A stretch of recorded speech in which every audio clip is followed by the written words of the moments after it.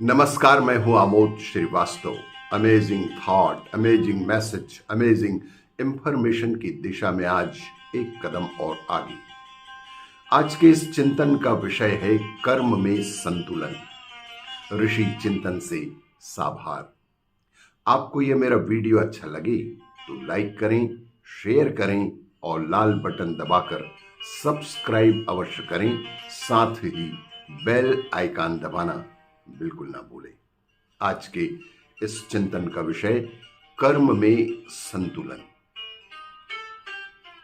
आदि से लेकर अंत तक मनुष्य जीवन में कर्म ही कर्म भरे पड़े हैं।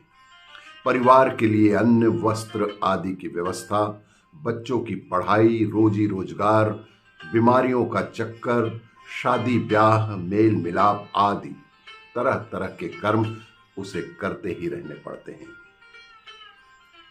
इतने और ना जाने कितने ज्यादा कर्मों के बीच कर्म कुशलता ही वह संबल है जिसके आधार पर सभी ओर सफलता और सभी ओर सुख संतोष पाया जा सकता है। अन्यथा यदि एक कर्म सफल होकर अंजलि भर सुख देगा तो चार असफल होकर पास की भी सुख शांति छीन ही ले जाएंगे।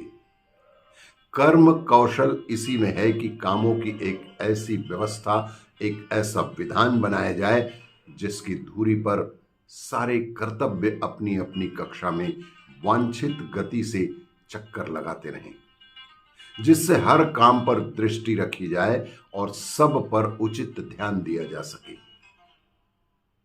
किन्हीं एक दो रुचिकर कामों में आसक्ति जोड़कर बैठे रहना सारे कर्म कलाप को छितरा देगा और तब उनको समेटने और संभालने में इतना और अनावश्यक रूप से श्रम करना पड़ेगा कि जिंदगी बोझ बनकर ही रह जाएगी। संपूर्ण कर्म व्यवस्था तभी ठीक रह सकती है जब प्रत्येक कार्य को चतुराई के साथ अपेक्षित मनोयोग से किया जाए।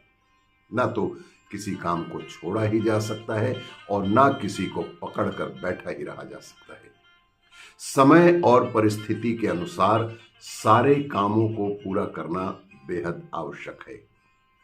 जिस ओर ध्यान न दिया जाएगा उसी ओर अशांतिदायक अव्यवस्था फैल सकती है। उदाहरण के लिए मान लीजिए, बच्चों को खूब खिला पिलाकर स्वस्थ